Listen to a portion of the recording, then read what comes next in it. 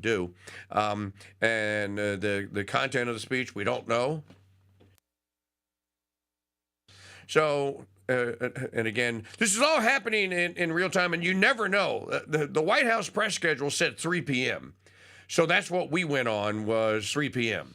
And, of course, it's 3:30.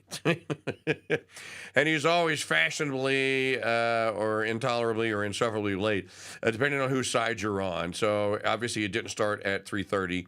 And so we are coming here live to you as we can. You know, they're running the file footage of all of the indictments and stuff that have happened over the regrettable last 4 years. They played. Here comes Pam Bondi at the dais here now. Counsel Jack Smith at DOJ. So I guess we had the picture, and let's see if they're going to go live, or do we have to go to C-SPAN to get this? Quickly to Pam Bondi. Sure, he's in hiding. He doesn't want to have accountability.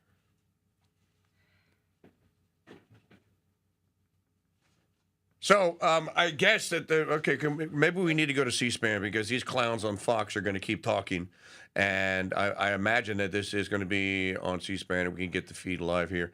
Again, these things happen live and in real time, and it's very difficult to plan when nothing is ever on time. And there it is, and she is there live, and he is never on time. Who are here today are state attorneys general from all around the country. I see all my friends out there, my colleagues. And thank you very much for your patience. Who will work to prosecute violent criminals, get the drugs off our streets, get the gangs off our streets, and get the illegal aliens out of our country. And thank you to all of our federal, state, and local law enforcement officers who are here today, who keep us safe every day and night. Thank you to all of you.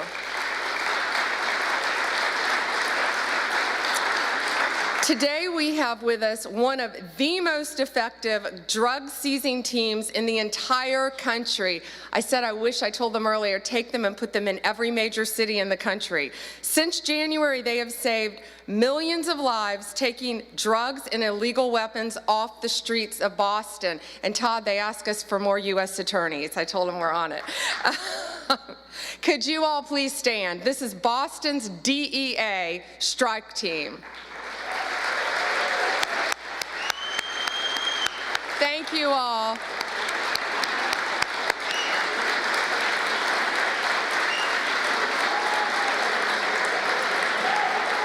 Thank you.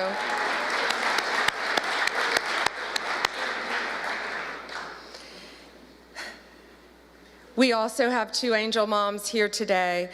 Anne lost her son. He was 15. He thought he was taking a Percocet at school, and it was laced with fentanyl, and he was beautiful, and I'm so sorry. But all of these people in this room, thanks to the directive of Donald Trump, are going to keep our streets safe and protect our kids. Thank you for being here.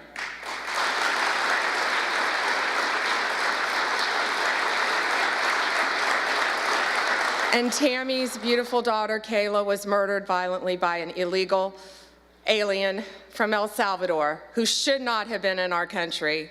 And thanks to Donald Trump, they will all be deported very soon, thanks to his work, Homeland Security, and I say the unsung hero, Stephen Miller.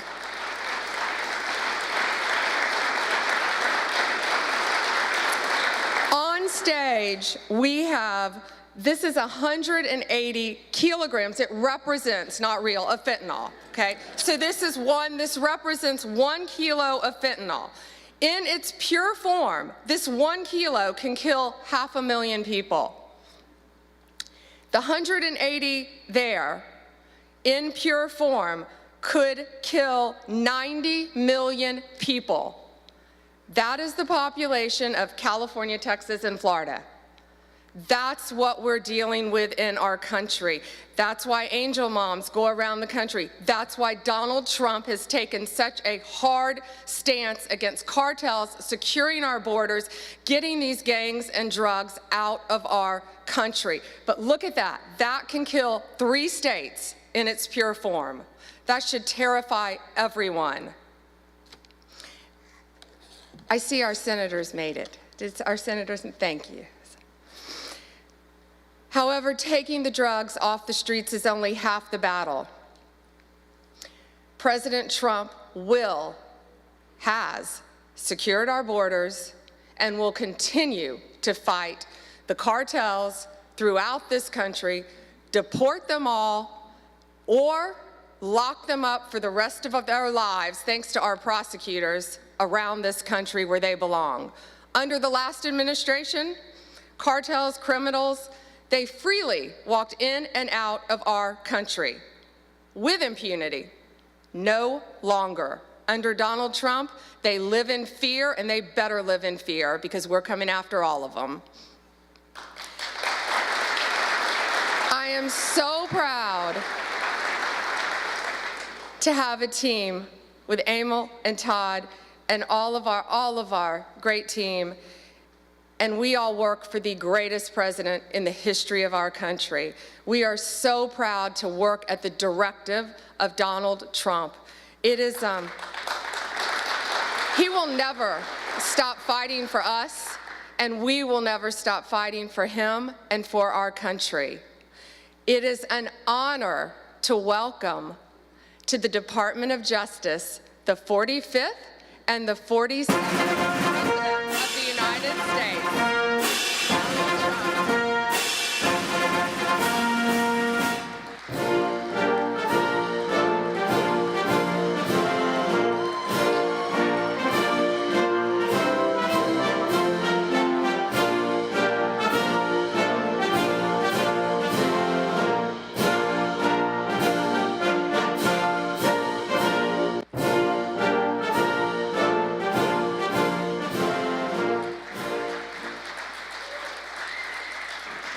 Well, thank you very much. Thank you. Thank you, Pam, very much. What a job you're doing. And it's a true honor to be with you today. This is a storied hall, if there ever was one. And based on the crowd, I think we broke the all-time record. But as we begin a proud new chapter in the chronicles of American justice, this really is something. We're turning the page on 4 long years of corruption, weaponization, and surrender to violent criminals, and we're restoring fair, equal, and impartial justice under the constitutional rule of law. And you're the people that are doing it. Very, very proud of all of you. Under the Trump administration, the DOJ and the FBI will once again become the premier crime-fighting agencies on the face of the earth. People ask me, what am I going to do about law enforcement all the time? The fake news back there, they're asking me that all the time. What am I going to do? And when are you going to do it? And I answer them by saying I've already done most of it by appointing the people that I've appointed. They're sitting right here. They've done most of it. I don't do it, they do it. Right, Pam? I think, oh, you are so tough, they just don't know yet. Let me begin by congratulating the incredible people who will lead these historic reforms. And we start with somebody that you just saw, Pam Bondi. She's extraordinary, and I've known her very well for a long time.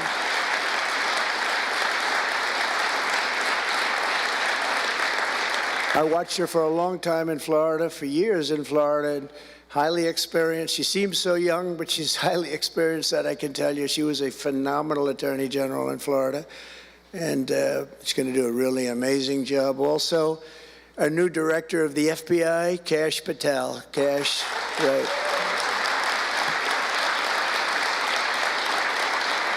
A man that I'm very proud of. I've known him and Emil for a long time under tremendous pressure. I saw these guys under some of the most corrupt judges.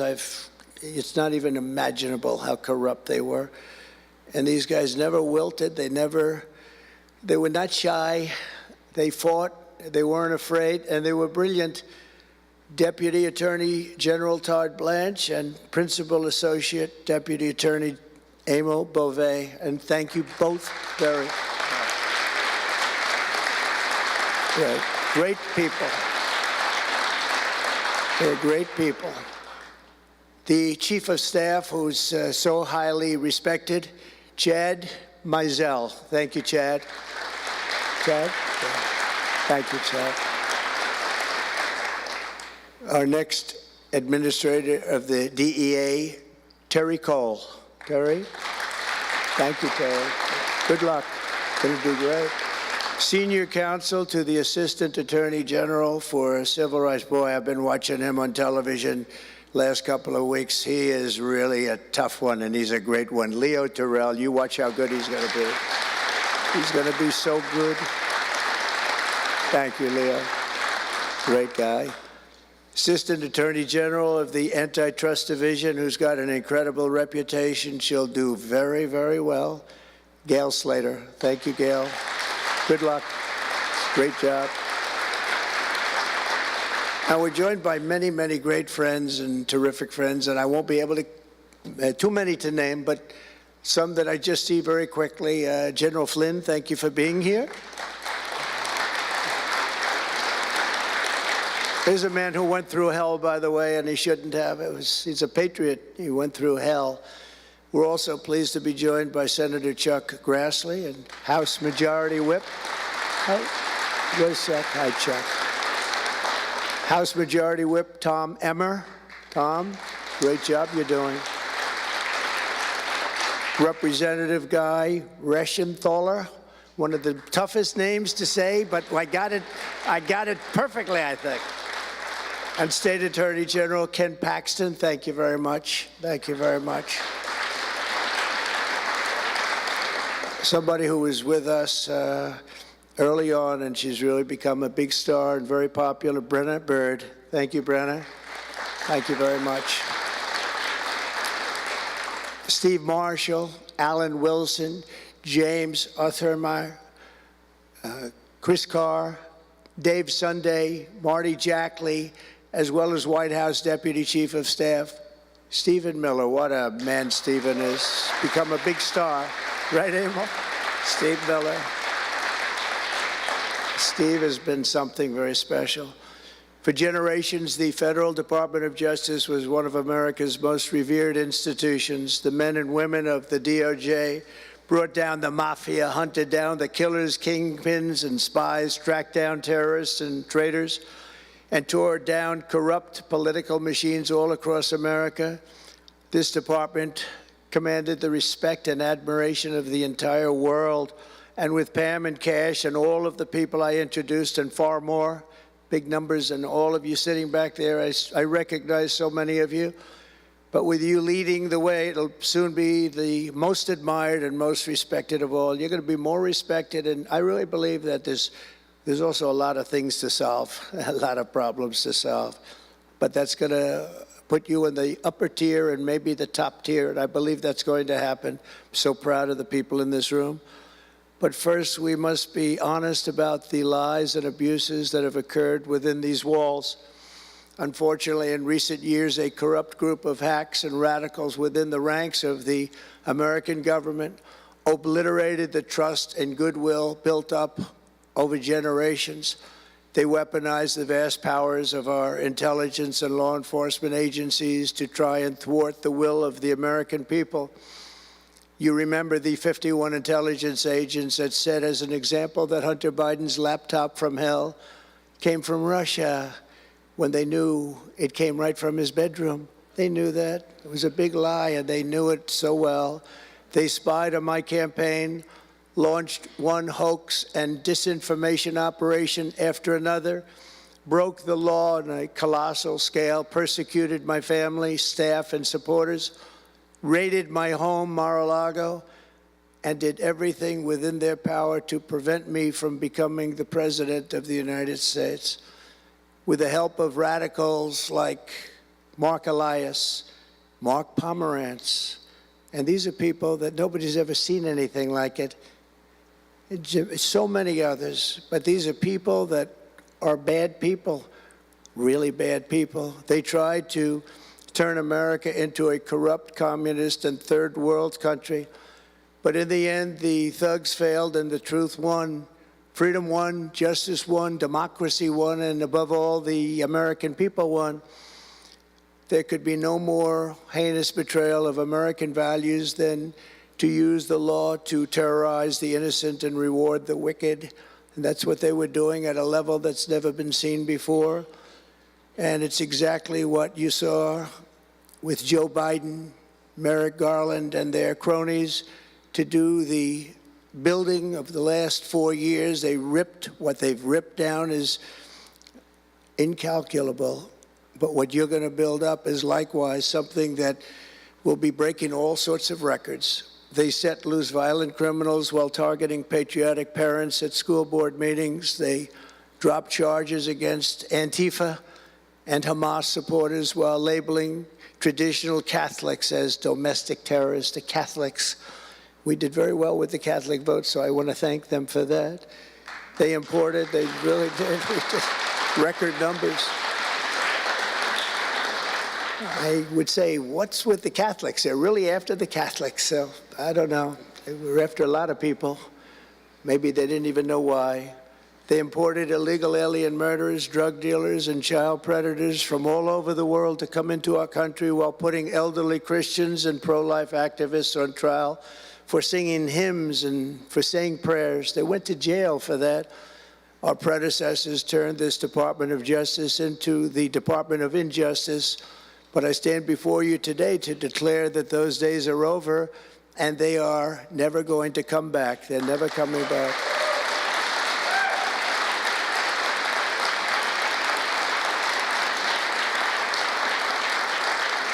So now, as the chief law enforcement officer in our country, I will insist upon and demand full and complete accountability for the wrongs and abuses that have occurred. The American people have given us a mandate like few people thought possible. We won every single swing state. We won the popular vote by millions and millions of people. We won districts, 2,750. Think of that, 2,750 districts compared to 505. So we won it at levels that have, I don't believe, ever seen before. That's the one where you see the map of the United States, and it's all red. Red for Republican, not for communist. Red for Republican. They would like it to turn red for communist, but it didn't work out that way. The American people have given us a mandate and really just a far-reaching investigation is what they are demanding into the corruption of our system. And that's exactly, I'm sure, what Pam and Cash and everyone else mentioned here and not mentioned is going to be doing. We will expel the rogue actors and corrupt forces from our government. We will expose and very much expose their egregious crimes and severe misconduct, of which was levels you've never seen anything like it. It's going to be legendary. It's going to also be legendary for the people that are able to seek it out and bring justice. We will restore the scales of justice in America, and we will ensure that such abuses never happen again in our country. And that's why on day one I signed an executive order banning all government censorship and directing the removal of every bureaucrat who conspired to attack free speech and many other things and values in America. My administration stripped the security clearances of the disgraced intelligence agents who lied about Hunter Biden's laptop from hell. We revoked the clearances of deranged Jack Smith, Alvin Bragg, Letitia James, and the crooked law firms that aided their partisan persecutions. And I went through it. These are state and city courts, and the corruption is unbelievable. We also terminated the clearances of the Biden crime family and Joe Biden himself. He didn't deserve it. In fact, he was essentially found guilty, but they said he was incompetent, and therefore let's not find him guilty, I guess. Nobody knows what that ruling was, but I didn't want any part of it. I think I would have rather been found guilty than what they found with him. They said he didn't know what the hell he was doing, and therefore he's let him go. I said, you know, I'd rather be convicted, Pam, I think, than that. That was not good. I said, please convict me, don't say that. I pardoned hundreds of political prisoners who had been grossly mistreated. We removed the senior FBI officials who misdirected resources to send SWAT teams after grandmothers and J6 hostages. And it was a great honor for me to fire, I will tell you this, a great honor to fire James Comey. A great, great honor. That was nothing. There was no better day. A lot of people said, oh, that's too bad you did that. And they said that's going to be, and you know what? A year later, they said that actually saved the administration, because the level of corrupt things that we learned after that turned out to be that they were doing, in fact, really bad things. He was a terrible person, did terrible things, and persecuted people, and all in the guise of being an angel, but he wasn't an angel. We created a brand new DOJ task force and anti-Christian bias. And under Director Patel, we're getting the FBI agents out of the headquarters in Washington, D.C., and back on the streets in pursuit of dangerous criminals where they belong and where they want to be. And, you know, you have that big FBI building, and it's a very big building, and they were going to build an FBI headquarters 3 hours away in Maryland, a liberal state, but that has no bearing on what I'm about to say, but we're going to stop it. Not going to let that happen. We're going to build another big FBI building right where it is, which would have been the right place, because the FBI and the DOJ have to be near each other. You can't that's one thing I did learn from this persecution. The FBI and the DOJ work together. Now, in my case, they work together for bad purposes, but they do. They were always together. So how can you have one that's 3 hours away? But one thing I said to Cash, well, we're going to get a great building built. It's going to be a magnificent building. He said, sir, we don't need that kind of room. I said, what do you mean? He said, I'm just going to take a old Department of Commerce building that's about 25% the size, and that's what I need. We're going to have the best staff that you've ever seen, and that's what I need. It's in a nice location, but I don't need that big building. Why don't you just sell the site to somebody, and we're going to be very happy. And they want to have far fewer people, but we also want to have them in D.C., and if for no other reason, we like having law enforcement walking the streets of our capital, because when the bad guys are out there and they see there's an FBI agent, that's the ultimate in law enforcement, and they're not going to be acting so bad. We're cleaning up our city. We're cleaning up this great capital, and we're not going to have crime, and we're not going to stand for crime. And we're going to take the graffiti down, and we're already taking the tents down, and we're working with the administration, and if the administration can't do the job, we're going to have to take it back and run it through the federal government. But we hope the administration is going to be able. So far, they've been doing very well. The mayor's been doing a good job. We said there are tents galore right opposite the State Department. They have to come down, and they took them down right away. And so far, so good. But we want to have a capital that can be the talk of the world. When Prime Minister Modi of India, when the President of France, and all of these people, the head of Prime Minister of United Kingdom, they all came to see me over the last week and a half.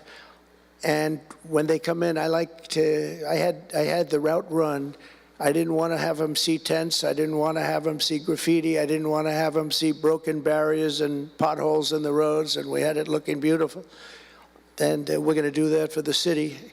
And we're going to have a crime-free capital. When people come here, they're not going to be mugged or shot or raped. They're going to have a crime-free capital again. It's going to be cleaner and better and safer than it ever was. And it's not going to take us too long. There's a new phenomena that is taking place with these violent, vicious lawyers that we have all over. They play the ref. You know what playing the ref is? Like the great Bobby Knight basketball coach. He'd scream and scream at the ref. He'd scream. I watched by the way, I love Bobby Knight because he endorsed me. And having Bobby Knight's endorsement in Indiana was an extremely good thing. A friend of mine said I was running in Indiana at the time. This was early on, 2016. And I was doing great, but friend came up and said, do you know Bobby Knight? I said, no, I don't, but I hear he was a tough cookie. He said, not only tough, he was beyond tough, but he's the most popular guy you can imagine. It turned out he wanted to endorse me. He called me about 2 years before. He said, sir, I'd like to endorse you. I said, is this really Bobby Knight? He said, it's me. I could tell it was Bobby Knight. He had been known for throwing the chair across the court and slapping a player. Can't do things like that, right? And the man that came in fired him. He was a new administrator for the college. That guy didn't last very long. They were like 14-0, and they fired Coach Knight. That was not good, but he had a little chip in his shoulder. But he loved Trump, and he came in, and he said, I'd love to endorse you. He said, if you ever run, please call me. So he said, you know Bobby Knight? I said, well, I don't know, but he called me a couple of years ago. It was an amazing phenomenon. I took his number, and on each side of my desk in New York, I had stacks of paper, like nice and neat, but about 2 feet high each. And I said, you know, I wrote his number down, and I put it here 2 years ago. And I said, let me see if I can find it. It was almost like a miracle. I had other miracles that happened, too. My ear is still throbbing. That was a miracle. That was a miracle also, wasn't it? That was a miracle also. How are you? Thank you. Thank you, Leo. Thank you. Thank you, that was a miracle. Anyway, okay, that's it. That's very nice, thank you. But, so he said, Bobby Knight. So I said, you know, I put his name down, and I wrote it down. It's in one of these stacks. I lifted up. There would have to be 2,000 to 3,000 pages in each stack. I lifted it up, the first one, had no idea. And there was his name on a little card, Bobby Knight with his number. It was like incredible. I tell that story all the time. And I called him and dialed a number. He said, I've been waiting for you to call.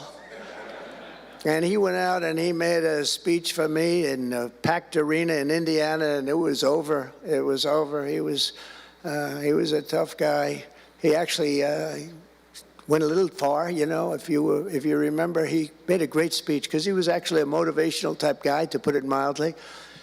But he left the stage, and then I'm talking, and he walks back onto the stage. I said, uh-oh, this is trouble. Why is he coming back? He was a big guy, too. Why is he coming back? He said, may I say a few more words? I said, yeah, go ahead, Bobby, say a few more words, a little different. And he said, and let me tell you something about this guy, Trump. This guy, if he has to, will use the nuclear weapons that we have. He will use he has no fear. He's going to use, and that's the kind of guy. And he walked off the stage. I said, I think I'm in big trouble, Pam.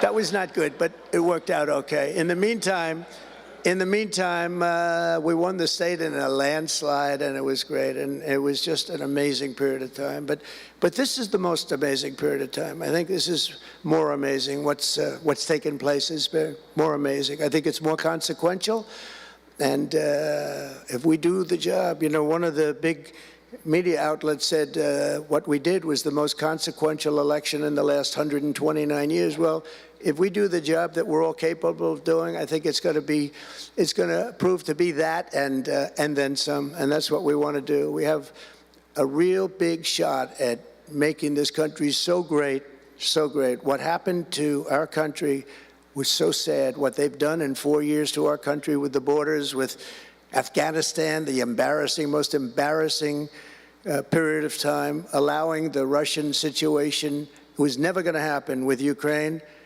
Allowing October 7th to happen would have never happened, because under me, Iran was totally broke. They had no money. They weren't giving any money to Hamas or Hezbollah. It was totally broke. But allowing inflation, look at what inflation's done to people, been so devastating. And now you see that, by the way, price of eggs is down 35% in the last week and a half. We're doing a good job. Brooke is doing a good job. Brooke Rollins and everybody.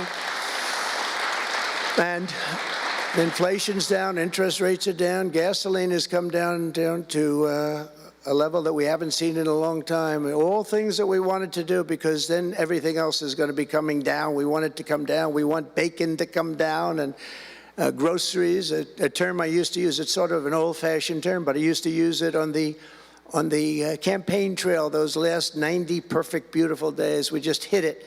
And I want to thank Susie. You have done a great job, Susie Wiles. Great job, Susie. A big magazine just named her the most powerful woman in the world, and that's okay with me. She is the most powerful woman. You think about it, John, right? The most powerful woman in the world, but she's great. And we had a great 90 days. It was a perfect 90 days, and it was a great result, but we want to put that result to good use by doing a phenomenal job. And I want to tell you that Todd and Emil know this very well. We had an amazing judge in Florida and her name is Eileen Cannon, and I didn't know her. I still don't know her. I don't believe I ever spoke to her, even during the trial. But I did appoint her, federal judge, and these fake lawyers, these horrible human beings, were hitting her so hard, public relations-wise. They were playing the ref. I don't think it's legal. I don't think it's legal. They might as well go out and just shout it in a courthouse. They were saying she was slow, she wasn't smart, she was totally biased, she loved Trump. I didn't know her, other than I saw her the couple of days that I was in court, and I thought her decorum was amazing. Anything bad they could say, though, they were saying about her, it was whatever they could say bad about a human being, all made up, because actually she was brilliant, she moved quickly. She was the absolute model of what a judge should be, and she was strong and tough.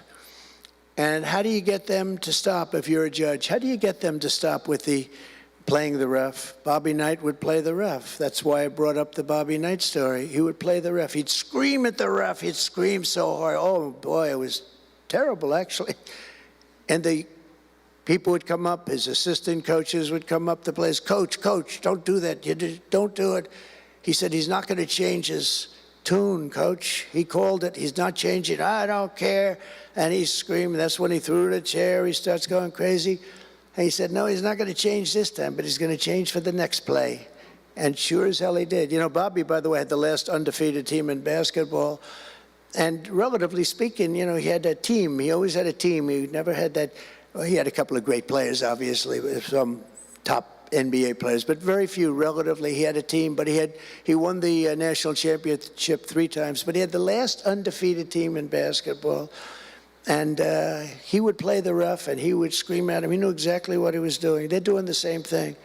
He said, no, he's not going to change now, but he's going to change for the next one. That's what he wanted to do. He wanted to scare the hell. They wanted to scare the hell out of the judges, and they do it. And how do you stop it if you're a judge? Because you want to go home, you have a family, you have children, and the New York Times will write whatever these people say, and the Washington Post, and the Wall Street Journal, and MSDNC, and the fake news CNN, and ABC, and CBS, and NBC, and they'll write whatever they say. And what do you do to get rid of it? You convict Trump. All you have to do is be really tough on him and ultimately convict him, and they leave you alone. It's totally illegal what they do. I just hope you can all watch for it, but it's totally illegal. And it was so unfair what they were doing to her. But they do it all the time with judges. But in her case, she was very courageous, and it only made her angry. Wouldn't you say? It just made her angry.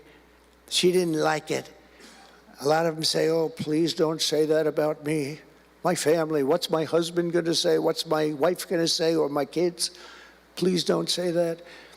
And it had absolutely no impact on her in the case against me, which was a case, I will not use a bad word. I promised my wife I would never use a bad word, so just a little bad. The case against me was bullshit. And she correctly dismissed it. She correctly, look at Emil, he's looking, that's interesting. But these 2 guys were warriors. You got a warrior here. You got 2 warriors, I can tell you that. You got a whole bunch of them. But, and they wouldn't quit. They wouldn't take no for an answer. They just wouldn't quit. These 2 people right up here, and some others that are involved with it indirectly.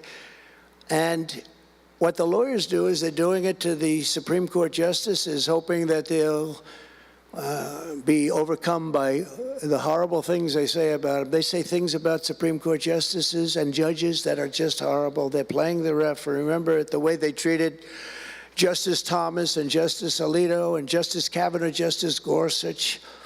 Chief Justice Roberts get treated unbelievably badly, and they're hoping that they can sway them to go along because, again, what do? They're humans. You know, like it would be wonderful if everybody was just a perfect computer machine, but they're not. They're humans, and they don't want to be accused of many, many things, including gross incompetence. They don't like it, and they don't want it. There's not much they can do about it. You know, they're in a position they can't really fight back really very well. And so what they do is sometimes they get weak. I would say a majority, maybe, of the times. That's why I'm so impressed with Judge Cannon in Florida, how strong she was, how she held up. It actually made her more resolute than anything I've seen. I mean, it was amazing because they were hitting her so hard. It was so sad to watch this. But it's sad what they do to other judges. It's very sad what they do to the Supreme Court. And a lot of the judges that I had, if you look at them, they take tremendous abuse in the New York Times and the Washington Post, all of the different networks. They take such abuse. And honestly, very simply, they're afraid of bad publicity. They don't want bad publicity.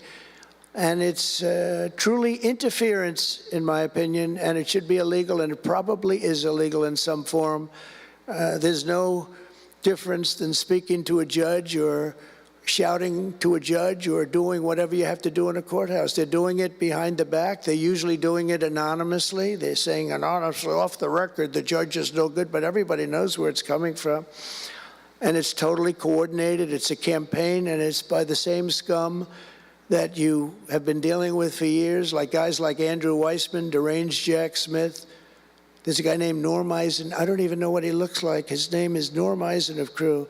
He's been after me for 9 years. Now, CRU is a charitable organization. And the reason I'm saying this, Todd, is I'm only going to get one chance to say this. But these are bad people. I don't know who he is. I don't know what he looks like. But everything I read is Norm Eisen of CRU. And CRU is a charitable organization.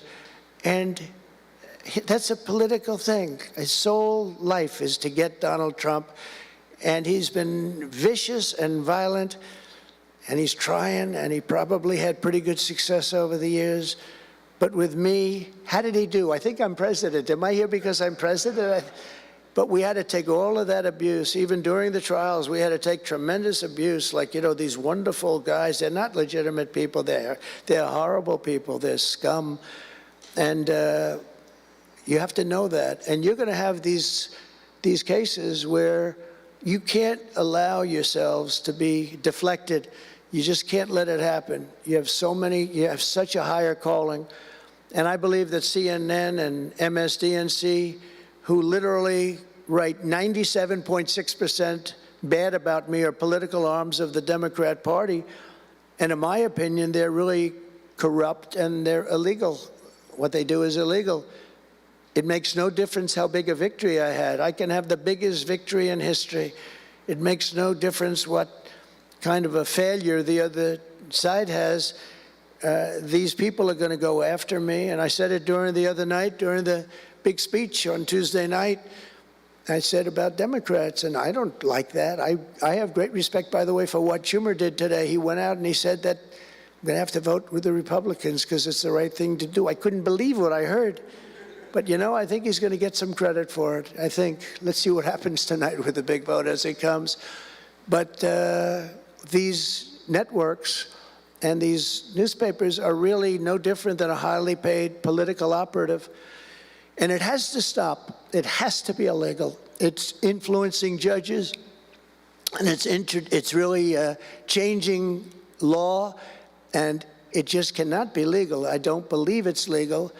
And they do it in total coordination with each other. And everything we do, we're restoring law, restoring order, and restoring public safety in America. That's what we want to do.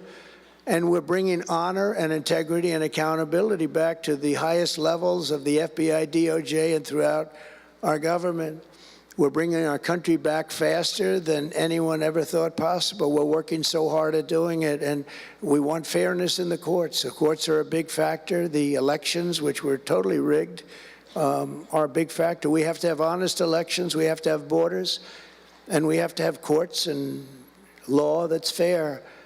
Well, we're not going to have a country. Crooked Joe Biden got us into a real mess with Russia and everything else he did, frankly, but he didn't know about it, and he, generally speaking, signed it with auto pen, so how would he know?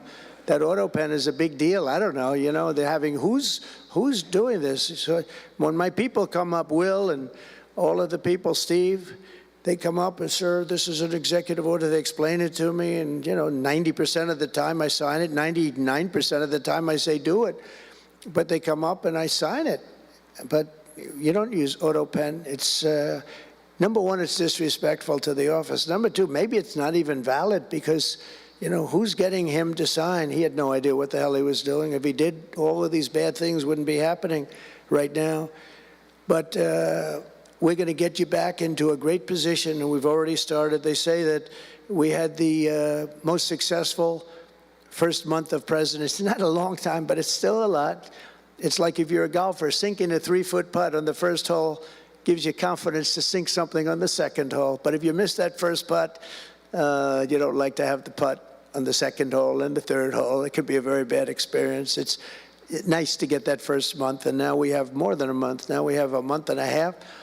And it's going really, really well. I can tell you as a little secret, although the cameras are blazing back there, so it's not that much. But I think we're doing well, as you have been hearing about Ukraine. I think we're doing now well with Russia. We're speaking with President Putin. We want to get the war over. Not only have we spent maybe $350 billion to Europe's, think of that, $350 billion to $100 billion, and yet we're across the ocean far away, so it shouldn't have been that way, but Biden let that happen too. And we're getting a deal where we're going to get that back, but much more importantly are the lives that we're talking about. On average, 2,000 young people are being killed every single day. Now, they're not from here. They're from nowhere close to here, but they're young people. They're human beings, and they have parents. They have sisters and brothers, the mothers and fathers, the friends and the families and the towns where they grew up. And they're losing, on average, 2,000, even 2,500 a week.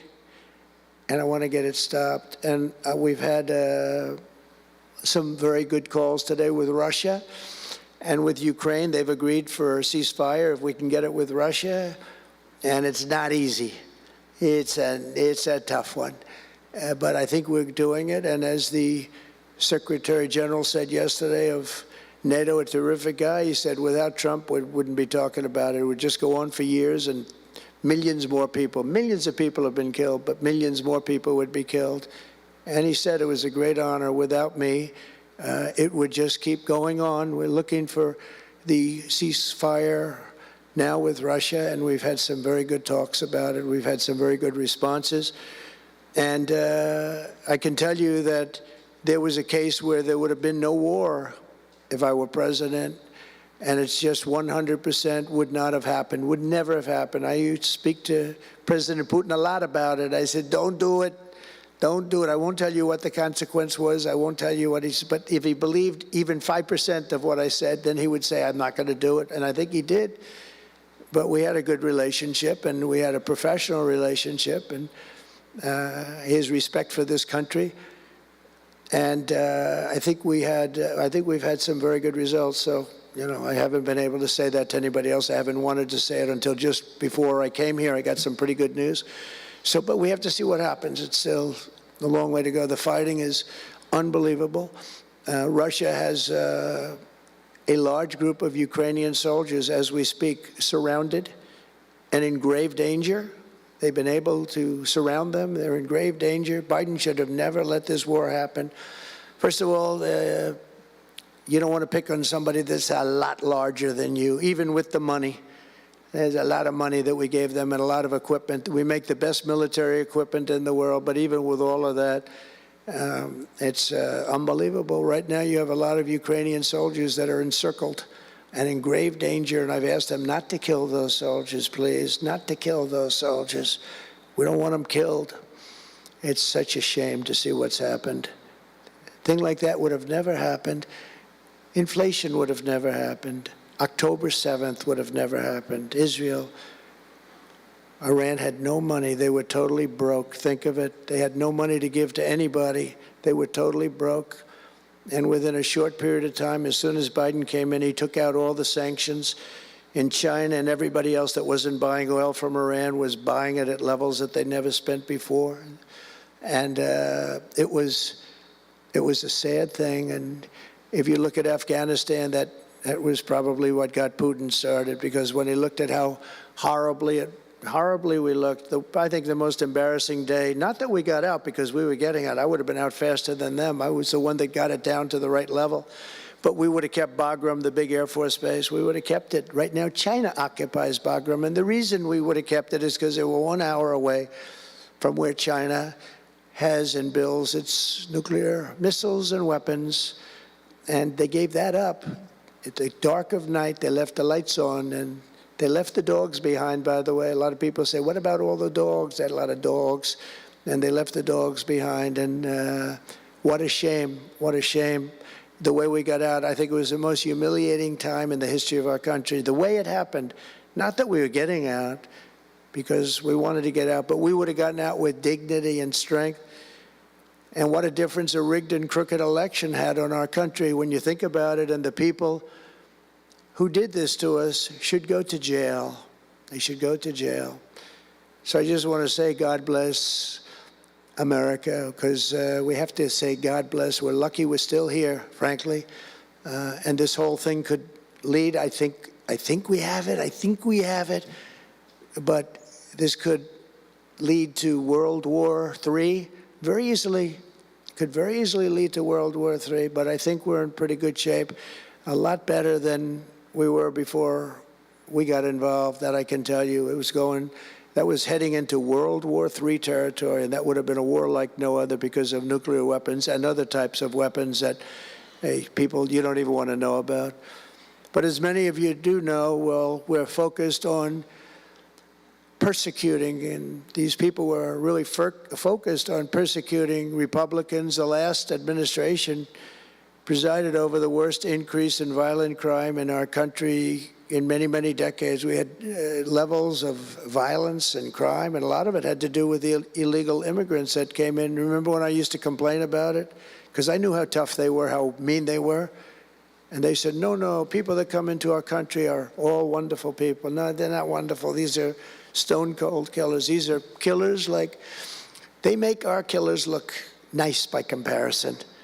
They make our killers look nice. These are rough, tough people with the tattoos all over their face. Historically speaking, I don't want to discriminate against anybody, but historically speaking, they're not going to be the head of any major bank that we know of. These are rough people. These are rough killer people, and they allow them in by the millions. In major cities like New York, Chicago, and Washington, mothers can't walk their children to the park without fear of being shot or killed or raped or anything. Women can't ride the subway without worrying that a hoodlum will shove them onto the train tracks. In New York, it's happened twice in the last couple of weeks. They're standing there, a perfect Wall Street gentleman in one case, and another person who was a worker, good worker, electrician, gets pushed into a train going 45 miles an hour just prior to the train, not stopping, going to go through that. I know the stations very well. I used to take the subway. I used to feel safe. When I was young, I'd go to my parents would drop me off at the subway. I'd take the subway to my school. Can you believe it? Today, they wouldn't be doing that. And we want to get a country back maybe where you can do that again, Pam. But it's so sad to see what's taking place. Under the Biden regime, average monthly homicides increased by 14%. Property crime rose tremendously. Violent crime went up at least 37% that they know of. Rape soared by 42%. Car theft rose by 48%. And robberies surged to 63 to 100%. They don't even know what the number is.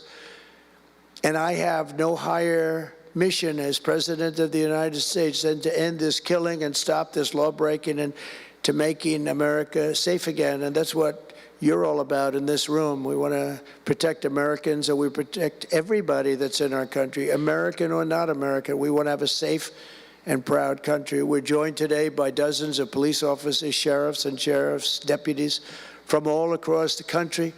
My message to these law enforcement heroes is simple. With me in the White House, you once again have a president who will always have your back, will always have your back.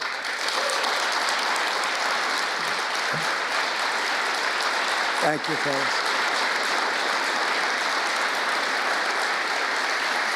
Thank you. That's a lot of good-looking people. I will tell you, I feel safe. I'm glad you're in the room. I feel even safer. It's a lot of great people. On day one, I signed an executive order directing Attorney General to ensure that anyone who murders a police officer immediately, with as fast a trial as we can have, gets the death penalty.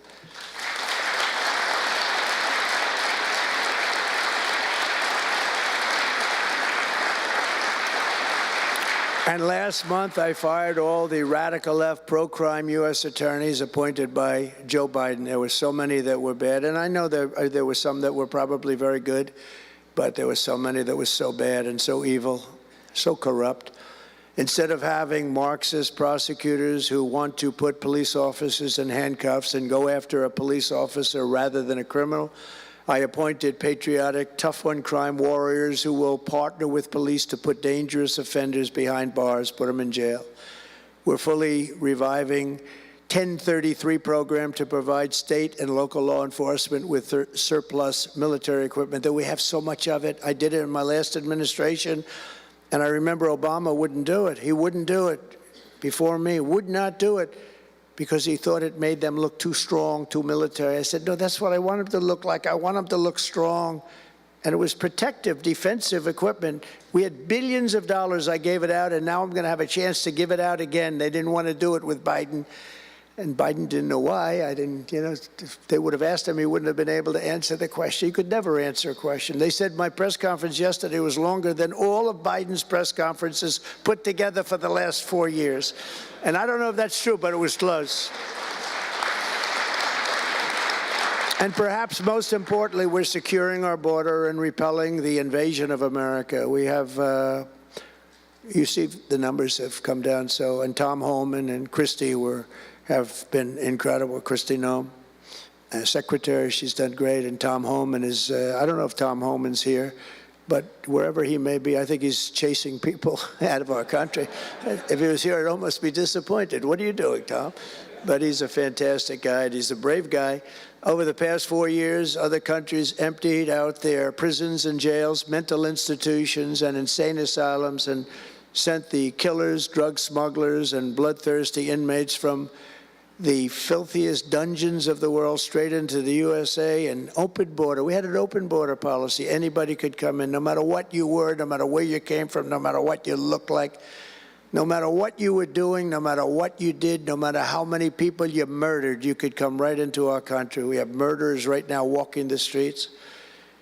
We're joined today by Tammy Nobles, whose 20-year-old daughter, Kayla, was attacked in her home 3 years ago, horrifically assaulted and strangled to death by an illegal alien MS-13 monster set loose into our country under the open border Biden regime. Kayla was one of countless American victims ripped away from their families by the open border policies of that administration. And we're also joined by Kayla's stepfather, Jeremiah, and several other courageous angel families here today. And I'd love you to all just stand up and take a bow, because you are incredible people. Please. Thank you.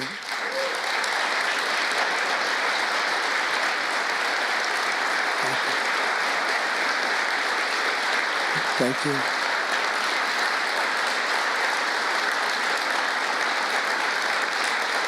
Thank you very much. Thank you.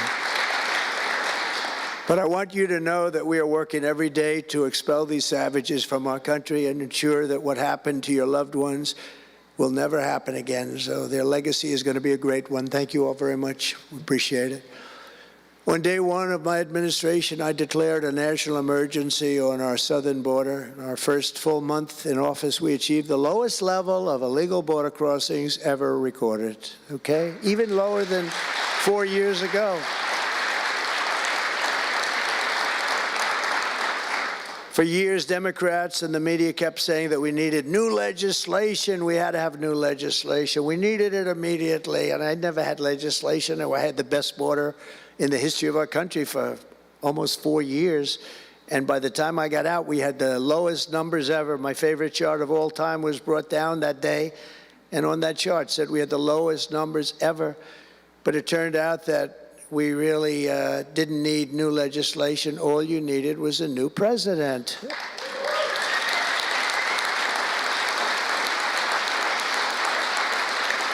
And I said that the other night. That's all you needed was a new president saying, close the borders, because the Border Patrol is unbelievable, ICE is unbelievable, and all of our law enforcement is just incredible. All of you guys are amazing, and the people of our country respect you and they love you, and a lot of times you don't hear that because you have to listen to the fake news back there, but they have great respect for you, so I just want you to know that. And you know, that includes our fire departments too. They don't get spoken about enough. You know, they go into some of the areas I read where they're shooting them off ladders. Can you believe it? They go up to put out a fire, Leo, and they go and they shoot them off a ladder. It's just unbelievable. These firemen and women are incredible. So I want to put them in the same category because they're just incredible. I also like that the fact they voted for me like at 94%, so I have to mention them. I have no choice, right? But the truth is they're phenomenal people. The law enforcement, fire, everybody, they're phenomenal. Basically first responders, because that's what they are. They're first responders. And we're ending the migrant occupation of America. And what we're doing now is we're liberating our cities and our suburbs and our towns. And you see a big difference. I'm getting calls all the time from even leaders of other countries saying, sir, the whole world feels liberated now. It feels like there's a light over America, but there's a light over the whole world. I hear that so much. It's so nice to hear, too. And I feel it. I mean, I feel it. I look at it. I see the polls. I don't know if the polls are right, but they're certainly very good. I'll take them right now. It's amazing, amazing what's taken place in such a short period of time. Really 6 weeks, but it's longer than that. It's really November 5th. I think that hopefully will go down, if you do your job great, it'll go down as the most important day, one of them at least in the history of our country. You know, July 4th was pretty, 1776, it was pretty important too. But let's see if we can top it. Can we top it? I don't know. That's a tough one, but we're going to try. But it will be one of the most important days in the history of our country. So I think, and I think everybody in this room wants that to happen. Last month, we officially designated MS-13 and Tren de Aragua. That's the Venezuelan gang, the toughest gang, they say, in the world, and the Mexican drug cartels as foreign terrorist organizations. That's a big deal. Nobody wanted to do that in the past.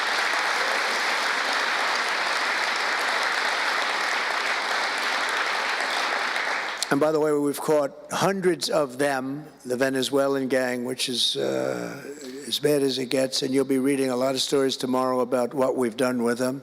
And you'll be very impressed, and you'll feel a lot safer, too, because they are a vicious group. They went into Colorado. They took over areas of Colorado. They sort of were like me. They were in the real estate business, but they didn't go out and get financing. They just took over a building and kept it. And they said to the tenants, get the hell out of here. One man called the police, and they cut off his fingers. And they say, you call again, your other fingers, and you call a third time, and you're dead. These are tough people and bad people, and we're getting them out of our country. And some are so bad, we don't want to get them out. We have to put them in jail because we don't want to even take a chance that they can come back. Thanks to our efforts, Mexico recently handed over 29 of the biggest cartel leaders, including the depraved kingpin charged with the 1985 murder of DE agent Kiki Camarena. And that was a big deal, if you know. They've been looking for this person for years, many years, and we got him. This evil killer will be now prosecuted to the fullest extent of the law. And we know that, well, it's, let's put it this way, I have to be nice. It's a very strong case. We're stopping the criminals pouring across our borders at record levels, and we're also stopping the massive quantities of deadly drugs. In 2023 alone, drug overdoses killed more Americans in 12 months than they did during the entire decade between 1980 and 1990, so 10 times more, but it's much higher than that. More Americans died from fentanyl last year than died in the Korean War, or the Iraq War, or the Afghanistan War, all of them combined. That's why I've placed large tariffs on Mexico, Canada, and China, and they will remain in place until these deadly poisons stop pouring into our country. And I will tell you, as soon as I put on the tariffs on Mexico, Canada, and China, unbelievable results have been seen in the last few weeks. Unbelievable results. They weren't happy about it. You probably read they weren't happy, but they are working like hell to end it. They weren't working very hard before I did that. With us today is a brave mother and advocate, Ann Fundner, who lost her beautiful 15-year-old son, Weston, to fentanyl. And Ann, if you would, I'd like to ask you to come up and say a few words, please. Thank you.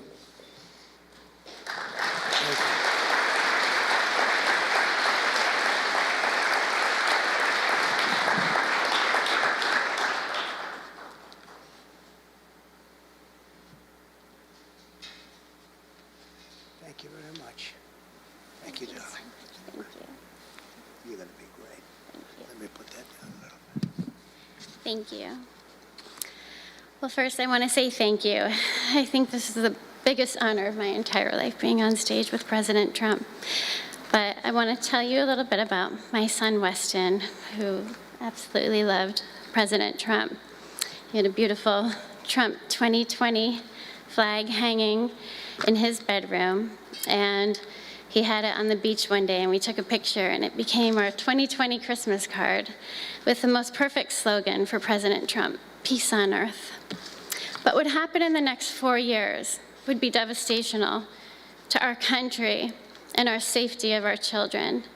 And in 2022, Weston lost his life, a freshman in high school at the age of 15, from a single pill that took his life. The cartels were allowed to operate on American soil and took hundreds of thousands of American lives. And so we knew there was only one person that could save us from the devastation on our American soil, and that was President Trump. And so in 2024, we did the best thing that we could do to keep America safe again, and we elected President Donald J. Trump. Thank you. Thank you. Thank you.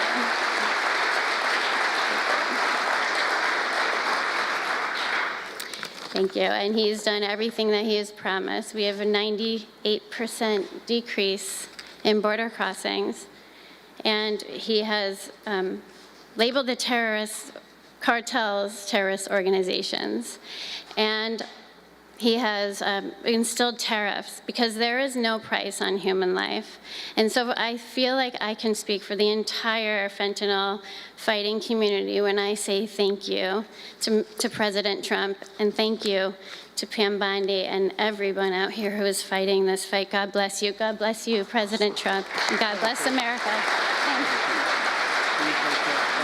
He's up watching you. He's up there watching you. And he's so proud of Mom.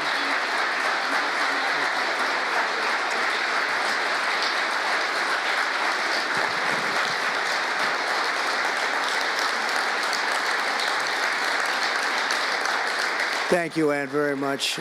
Weston is, I just said to Ann, Weston is up in heaven watching his mom, and he's so proud of you. He's so proud of you. Thank you. We're also joined today by a number of other American families who have lost loved ones to fentanyl, and I'd love you to just stand up for a second, and we want to acknowledge you, and also your daughters, your sons. They're looking down on you, and they're loving you like crazy. So thank you very much. Thank you. Thank you. Thank you. This department will not rest until we have ended the fentanyl epidemic in America once and for all. In less than 2 months since I took office, the DEA and FBI have seized nearly 1 million deadly doses of fentanyl, and that's just the beginning. At my direction and working with Pam and everybody else, we've launched an all-out war on fentanyl traffickers, and it's a war that we're going to win. We're going to win this war. I spoke with the president of Mexico, very nice woman, very fine woman, and I said, let me ask you, you're sending a lot of drugs into our country. We're not liking it at all. Can't do that. But I said, is Mexico, does it have much of a drug? She said, no, we're not a consuming nation. I thought it was an interesting term. And I said, why? And which I've heard also, by the way, they're not a consuming nation. they distribute, but they don't consume. But I said, why are you not a consumer? Well, we're very close with family. I said, so we're very close with family, too. I mean, our families are being devastated, and we're just as close. Why else? She said, well, we spend a lot of money on advertising saying how bad drugs are. They're very rough ads. They show the skin falling off and the teeth falling out and going blind and losing hair and everything that these things do. That you look like you just came out of a horrible concentration camp. And she said it was, they're rough ads. And it's not often that I feel I've learned something from a phone call, because I've had a lot of phone calls over my life. But I realized right then and there what a great idea that is. And we have hired, Susie, a great person who did a lot of our campaign work. And we've come up with an advertising campaign that's, I think, really incredible. More than anything else, it's terrible to watch. It's terrible to watch. It's the only way it's going to work. And I would be, because we got the numbers down, 18% would have a blue ribbon committee headed by the First Lady of the United States, who everyone loves, and some of her friends. And, you know, they work so hard, but it's a tough deal. They're dealing with very smart and very vicious people. You know, some of those businesses, those cartels are run better than any business in America. They say they're run incredibly, not just here, they all over the world. They're run like a major business, but in many cases better. And I said, we got it 18% down. Well, 18% is incredible. It's like a record, but when you think of it, it's not very much. And the way you get it down, if you want to get it down to close to 100%, is with the death penalty. But I think maybe America is not ready for that. China has the death penalty. Singapore has the death penalty. Various places have the death penalty. Wherever you have the death penalty, you don't have drugs. But I just don't know if this country is ready for it. So I tell people, and it's always an option, but I don't know. I just don't know if you're ready for it, and that's okay. It's nothing you can do. But what we're going to do is we're doing this campaign, and I think we can get it down 50% with this campaign, because when people see all the horrible things that these drugs do to you, we're especially focused on fentanyl. When they see all of the horrible things that happen when you take drugs, how you look, you lose your look. Everyone's vain. They don't want to lose their look. The look is so important. And I think when they see these things, they may say, you know what, I'm going to take a pass. But there is big danger. Pam and I were talking about it before. A lot of people are taking fentanyl and not even knowing. They think they're doing something else, or maybe taking another drug, but at a much lower level. And they die. You can put on the pin, think of this, the head of a pin, fentanyl, and it's too much, and it will kill the strongest person in the room. And it's amazing. But we're going to do this campaign. It's going to be launched fairly soon, Susie. And I think it's going to have a big impact. I think if we got it down by another 30, 35 points, and I really believe we can, I think that's an incredible idea. So I thank the President of Mexico, actually. It was a call on tariffs, and we talked about drugs. And she gave me an idea that I think will be very successful, and based on what I saw, it's going to be amazing. Under our leadership, this department is once again laser focused on protecting the American people. We're defending our borders, our streets, our children, and our good, really God-given, this is God-given rights and liberties once and for all. We're going to defend our country, and we're going to defend our rights. Etched onto the walls of this building are the words English philosopher John Locke said, where law ends, tyranny begins. And I see that, and I saw it over the last 4 years when somebody was allowed to attack viciously with this department and the FBI his political opponent. How did that work out? Didn't work out too well, but it wasn't pleasant. It wasn't pleasant. I was attacked by a political opponent, and probably it helped that I was attacked more than anybody in the history of our country. Alphonse Capone, the great Alphonse Capone, legendary Scarface, was attacked only a tiny fraction of what Trump was attacked. And maybe it worked out well. I don't know. If I had to give it up, I probably wouldn't, but only because I've gone through it. But I wonder what the difference would be. Maybe they helped get me elected by those margins, the big mandate that we received. But you can't go after your political opponent. Nobody's ever seen anything like it, actually. and hopefully they won't see anything like it. But now, with the return of law and order, the entire world is witnessing the triumph of American justice and American freedom. That's why we're here today, gathered with people that have love for our country.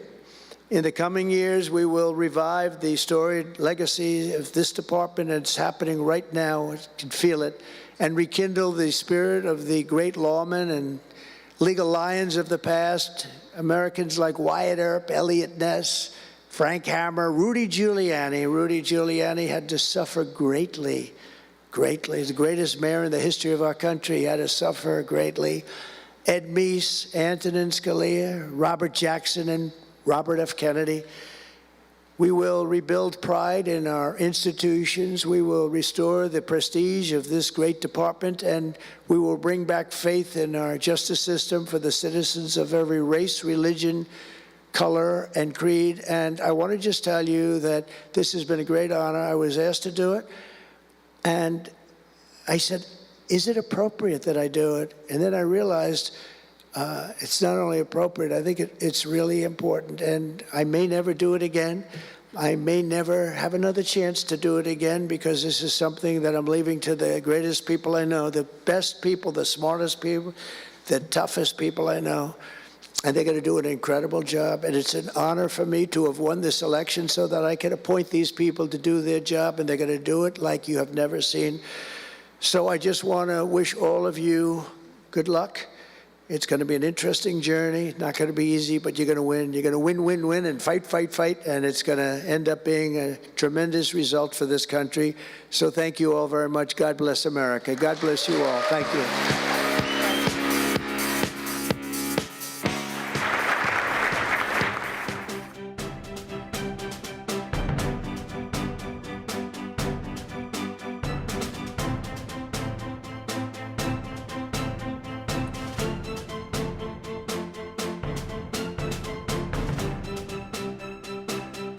And folks, that's going to wrap up our live coverage here. President Trump's speech. I thought he was going to show us the ad campaign that he mentioned there, but he didn't get to it. So apparently, I hope this is not a "this is your brain and this is your brain on drugs," smash it with the frying pan kind of ad. I don't know. A very bold speech. Another just a giant. I thought that the close, where he spoke about that he had the phone call with Claudia Sheinbaum, the pagan witch sorceress president or prime minister or prime sorceress of Mexico. And when he asked her, why don't you have a problem with fentanyl drugs in your country? She goes, because it's illegal and you get the death penalty if you get caught. And he said, I don't know if you're ready. I don't know. I don't know if you're ready for the death penalty I don't know. Well, so he was kind of handing around that you start bringing fentanyl in, you're caught, then you get executed. There may be something that is that radical that is needed to actually deal with it. So I say radical, it's not radical at all. Fentanyl kills people. It kills well, you know what it does. Again, a very bold speech. No real new initiatives other than the ad campaign. And just a reiteration of, like, there is a new sheriff in town, and he named names of all the security clearances that have been revoked, the people that went after him personally, the people that tried to do all those things to him and his family and raided his home and everything. It sounds to me like those people and what they did and how they did it are still going to pay, and that they're still working on, okay, exactly who said what, who signed what, who wrote what, when did it happen, so that you can put the case together. Also, like the part about Kash Patel saying, don't build me a new building, I don't need it. There's a building right down the street for the Commerce Department. Tell DOJ to kick those people out. We'll take that little building, we'll be just fine. So another good speech by the president. I have to tell you, I teared up for just a moment. When that lady comes on stage, the angel mom, and she talks about her son being killed by fentanyl. And she says that, he was just a great, he was a MAGA kid, and that, she lost him. He made a bad choice, and he's gone. And that, she told the story, and she thanked the people for electing President Trump to deal with this. And then before she can leave the stage, he comes in for the bear hug. And he's like, and he's telling her, you're so brave. I'm so, I'm so proud of you. It's an honor for me to do this for you. You can say whatever you want about that guy. That dude's heart is this big. It's like at the end of The Grinch, when the heart is beating out of the Grinch's chest.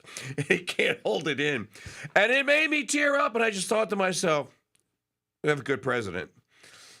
Our president loves people. Maybe we should try loving our president. And I don't mean the kind of love, admiration, society worship like some of you were thinking. I just mean have a real genuine respect that someone is actually trying to make America just maybe good again. And I appreciate that. And I hope you do too. It's our pleasure and honor to bring you all of these events. And we continue to do so. When news breaks out, we break in. And please contribute to our cause. Donations are way down this 2025. And I know people are still struggling out there, but I think that there's maybe a turn that's coming. So I appreciate you going to crusadechannel.com/donate, making a contribution today. I'm going to send you back to Mike Parrott and James. Their show was already in progress when I so rudely interrupted it. We'll get back to that. We got great programming. Aaron Barker is live tomorrow morning with the Break Radio with he and Erica. Your favorite best ofs all weekend long. And Sermon Sunday. I need to start promoting Sermon Sunday. It's a new format. It's a 2-hour rotation now. So no matter when you're on the way to Mass, you're probably going to get the new sermons for that week, which are all dated by the saint of the day or whatever the liturgical calendar says. So make sure to tune in to Sermon Sunday on your way to church or your way to Mass this weekend. I want to thank all of you for watching and being with us. We'll see you again real soon, probably Monday, but if news breaks out tweaks now and then, we'll break in here on the Crusade Radio Network. God bless you. Mary keep you.